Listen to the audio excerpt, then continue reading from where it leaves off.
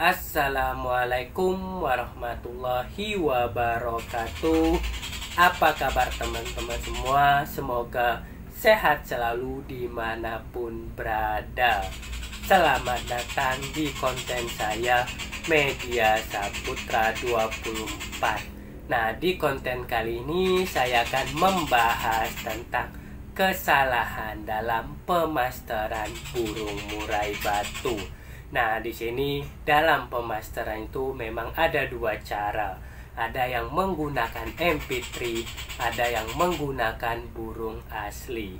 Nah, di sini kita akan membahas kesalahannya dan pemasteran yang kurang bagus. Karena teman-teman semua banyak yang menanyakan di Facebook, di WhatsApp ataupun di YouTube menanyakan dia sudah memasterin burungnya, full dimasterin, tetapi dia tidak mengeluarkan dan tidak menangkap isi itu.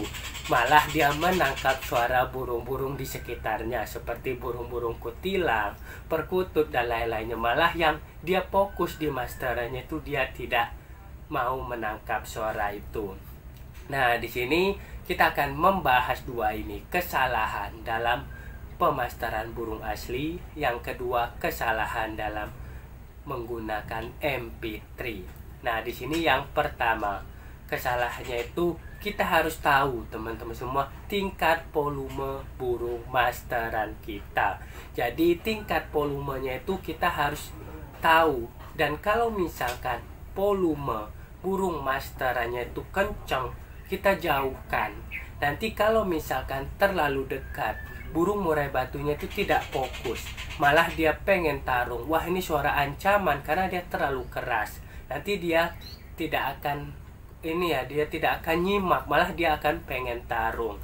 Dan kalau misalkan dia suaranya kenceng juga, burung murai batunya ini dia mentalnya kurang bagus, malah bisa jadi dia drop mental, bukannya masuk ke burung murai batunya.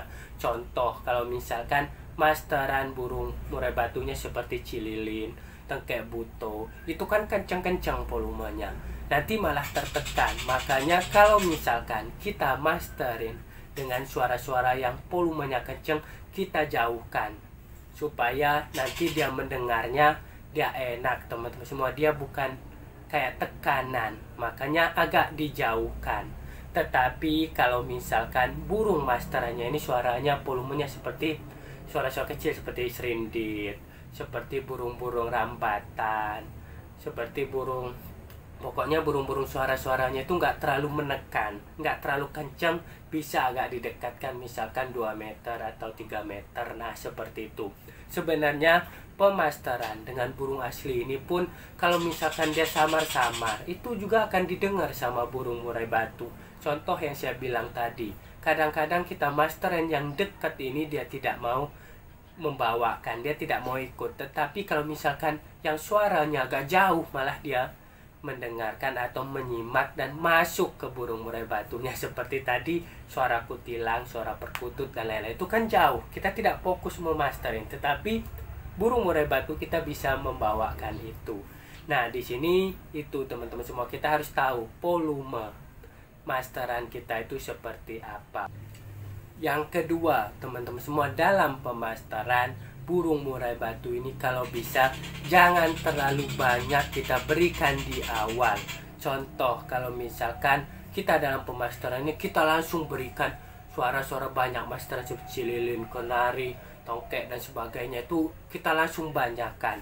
Nanti itu malah dia tidak akan fokus. Nanti pun suaranya itu bisa jadi akan patah-patah, dia tidak tuntas-tuntas karena dia tidak fokus. Misalkan cililin bunyi, kenari bunyi, nanti akan sepotong-sepotong diambil.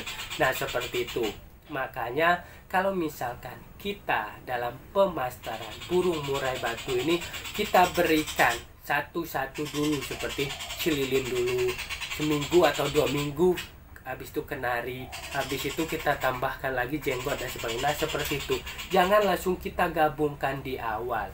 Nah, nanti kalau misalkan dia udah mapan, dia udah banyak meluarkan isian-isiannya itu, nanti baru bisa kita berikan misalkan banyak, itu tidak masalah untuk memapankan isiannya, untuk memapankan suara yang pernah dia dengar, untuk mengingatkan suara yang pernah dia dengar.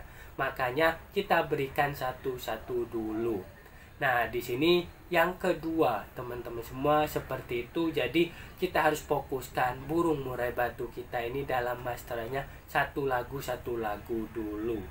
Nah, itu kalau misalkan kesalahan dalam pemasteran suara burung asli. Nah, di sini yang kedua, kesalahan dalam pemasteran burung murai batu menggunakan MP3.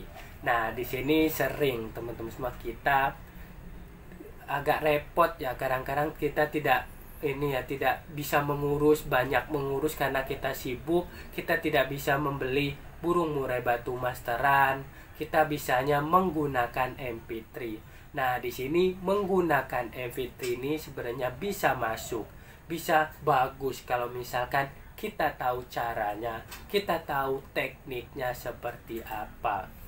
Nah, di sini yang pertama, kalau misalkan kita menggunakan MP3 ini jangan terlalu keras. Karena kalau terlalu keras nanti malah dia akan tertekan, dia akan ikut bunyi. Contoh, kalau misalkan suara ada bising, ada suara keras seperti suara motor, mesin dan lain-lainnya, pasti burung murai batu kita rata-rata akan ngeriwing, rata-rata akan bunyi. Makanya nanti dia akan menganggap seperti itu. Kalau misalkan kita pemasteran dengan menggunakan MP3 ini, kita berikan samar-samar saja, jangan terlalu kencang. Kalau misalkan kita sudah dengar sedikit aja, pasti burung itu pendengarannya lebih tajam dari kita. Makanya itu sudah kedengaran sama burung murai batu kita. Jangan terlalu kencang intinya. Yang kedua, nah, dalam pemasteran burung murai batu menggunakan MP3 ini, kalau bisa kita berikan yang berjeda. Misalkan suara cililin kita berikan suara cicit, dia jeda misalkan 30 detik, baru bunyi lagi, jeda. Nah, seperti itu lebih cepat nanti burung murai batunya menangkap karena dia ada jedanya. Kalau misalkan dia terlalu rapat, nanti malah bingung burung murai batunya itu. Kadang-kadang dia tidak bisa membawakan itu.